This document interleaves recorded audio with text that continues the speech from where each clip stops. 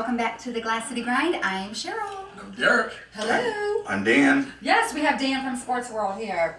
And guess what? What do I have? I don't know its name, but we have something special. We have a penguin. And why do I have a penguin? Well, the Pittsburgh Penguins beat the Nashville Predators for the Stanley Cup championship Sunday night. The score was 2-0, and therefore that's why the Penguins here. And if Cheryl wants to make them dance and please all the audience, let her have at it. Well, how long is he going to dance? Just for a few seconds. Let me see.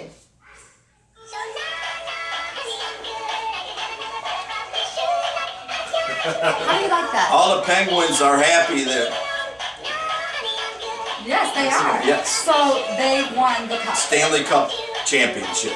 Okay, Congratulations. Congratulations to that. We can take that off. Thank you. Oh, good job there. Well, thank you. So Dan is back with Sports World. Derick is thrilled to talk about sports. Now, you know, I am good with sports. Let's first start with my Cavs. What do we have to say? First of all, no, I'm not going to say that about I'm not going to say that about the referees. You might get fined. Yes. It was a well, let's say this first. The Warriors are a very good team. They have a lot of firepower. They are a very good team, and they are fast. They don't seem to get exhausted. I think it's their style of play. It is their style of play. But he's the expert. So what do you have to say? Well, Golden State ended up winning 129 to 120, and I just think that the Golden State Warriors have too much firepower, and Andre Iguodala come off the bench and had 20 points. That was a big difference. Kevin Durant had 39, and Steph Curry had 34. LeBron James did everything he could for the Cavaliers and scored 41 points, but Kyrie Irving had an injury late in the game or midway part of the game. He did not even score a point in the fourth quarter, and that really hurt the Cavaliers. Mm-hmm. I just want to talk about one part that I saw and I was shocked at.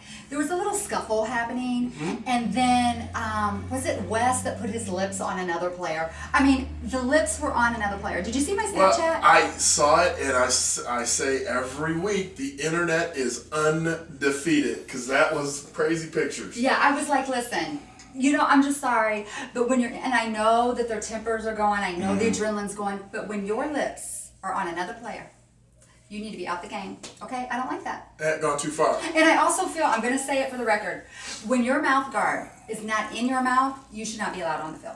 On the field, on the court, any of that. The mouth guard, your saliva, your infection, all your nastiness stays in your mouth, okay? I don't think that should be allowed. All right, Okay, well, what else we got in sports? We got a lot cooking. Well, Cheryl, I think you're getting a little bit picky because your Cavs got beat, but it is warranted what you just said, especially the cleanliness next to godliness thing about the mouth guard. I'll give you that. Thank you, Dan. But what else do we have going? I know there's a lot. Well, of the Major stuff League on. Baseball draft was yesterday, and it's big and it's the first time since 1990, I believe it was, that 3 high school players got picked at the first 3 picks of the draft. Royce Lewis got picked by the Minnesota Twins, and then Hunter Green, who throws 102 miles an hour, got picked by the Cincinnati Reds. Now, the Reds say right now that Hunter Green is going to be used not only as a pitcher, but he is a very good shortstop. And he throws 100 miles an hour, and I think the Reds got a really good pitcher that's going to help their team in the future. Excellent. And then there's Jackson Lamb, the Bedford high school Bedford player and pitches for the University of Michigan, was first team All-10, Big Ten, and he is very good chance of getting drafted again this year. He got drafted by the Cardinals last year. Okay. Excellent. Now, from what I heard, there's 3 local talents that have some really big things going on. First, I heard that Robert Easter Jr. is going to defend his title, his championship title, at the Huntington Center again in Toledo on June 23rd. What do you think about that? June 30th. June 30th. Yes. Okay.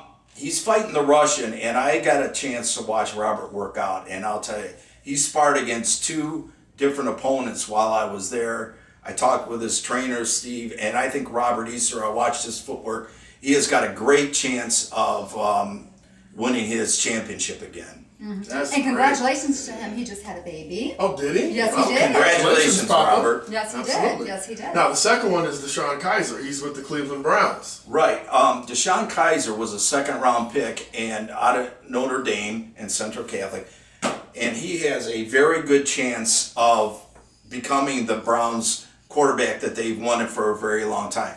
I think that they're going to bring him along slow. If somebody gets hurt, they'll ready him to take over. But I think he's got a bright future. He's got strength of arm. He's physical enough.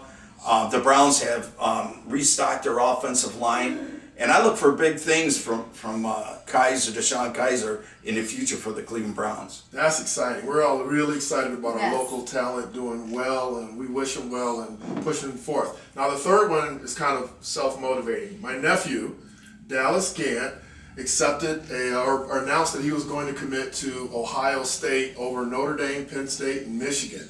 I was excited about that, but he's ranked pretty high as a middle linebacker, and he goes to St. John's. Have you seen any of his stuff? Yeah, I follow Whitmer, and we've had some heated contests with, and I have seen him play, and I'll tell you what, the Buckeyes got a good linebacker, and Urban Meyer does a very good job recruiting young men and teaching them the right way, and I think the Buckeyes got a really good defensive player. And they had a great class this year. They got a lot of talent. Speaking of the Buckeyes, they got a new basketball coach. Right. Chris Holtman, and he coached out of Butler. He had a very good track record at Butler, and Thad Matta, his time was done with Ohio State. But I think getting Chris from Butler as their coach, I think he's going to do big things. At Butler, he did extremely well with their program, and Chris had a Ohio recruit that was going to Butler. I look for him to transfer to Ohio State and help the Buckeyes get back to the NCAA. Excellent. And he's an excellent, very good coach. Well, that's exciting because he had big shoes to fill because the prior Butler coach went on to coach the Celtics. Oh, Right. Oh, yeah. Right. Wow. That's a lot going on in the sports world. There's a lot going on in the Well, sports there's world. two other players that are from this area. Chris Wormley from the University of Michigan in Whitmer. He got drafted by the Baltimore Ravens, and he's a defensive end, and he's got a very bright future Absolutely. with the Ravens. And he was a Whitmer kid, right? Right. And then there's Storm Norton, the offensive lineman from the Toledo Rockets in Whitmer. He got signed as an undrafted free agent, and they really like what he's been doing in their mini camps. And one of the starting offensive linemen got hurt, and Storm has done great, and look for him to do big things. And then there's a Michael Roberts, a teammate of Storm Norton, a tight end from the Rockets. I've seen this Roberts kid play, and he had like 16 touchdowns his senior year. Awesome. He's got soft hands in the red zone. This Michael Roberts, is going to do great for the Detroit Lions. Awesome. Well, good. All right. Well, thank you so much for coming in. That's your Glass City Grind Sports World with Dan and my little friend Derick. Thank you so much.